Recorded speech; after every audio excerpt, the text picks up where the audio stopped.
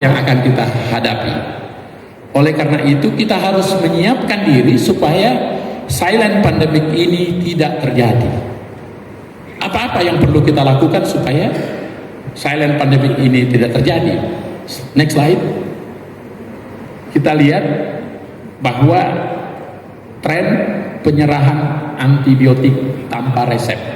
Ini case yang terjadi di negeri kita. Bapak Ibu, antibiotik, antiparasit dan antivirus dalam skala lokal sampai global wajib memakai resep dokter.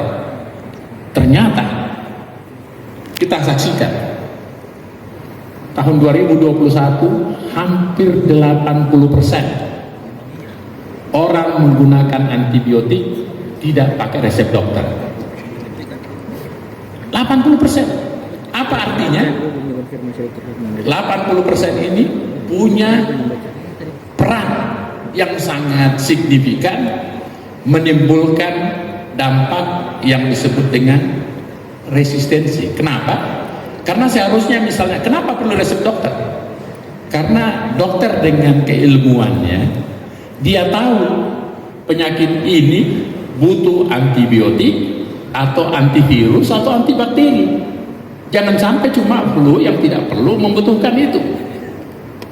Tapi karena fakta ini kita tunjukkan, masyarakat merasa dirinya dokter, pokoknya saya gatal-gatal leher sedikit antibiotik, ada demam-demam sedikit antibiotik. Seharusnya di fasilitas apotek tidak boleh menyerahkan, tapi ada kebocoran. Makanya sesuai dengan domain tugasnya Badan POM, di bawah kepemimpinan saya tidak mau lagi ini terjadi ke depan.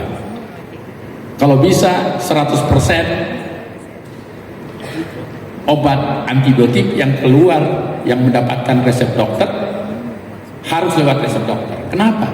Karena kita harus latih, bimbing rakyat kita supaya tidak menjadi dokter sendiri, karena dia tidak punya training, dia tidak tahu ini saya sakit karena apa. Kalau dia menggunakan antibiotik seperti minum permen, seperti minum suplemen, seperti minum simptomatik biasa, dampaknya ini mempercepat terjadinya resistensi. Oleh karena itu di bawah kepemimpinan saya Badan POM, karena fasilitas kefarmasian itu di bawah domain kami, dan data kami ini kami dapat langsung dari kami punya lembaga. Saya berharap Kedeputian 1 dan Kedeputian 4 bisa bertindak. Kita tidak boleh main-main dengan case ini. Nah, jadi rata-rata 4 tahun terakhir tadi itu sekitar 75%. Dan kita tahu kalau setiap 1% tidak pemakaian resep itu berkontribusi sekitar 30-40% resistensi. Itu cuma 1%, ini 75 sampai hampir 80%. Jadi itu kebijakan dampak pertama berdasarkan pemikiran ini untuk kita mencegah terjadinya silent pandemic.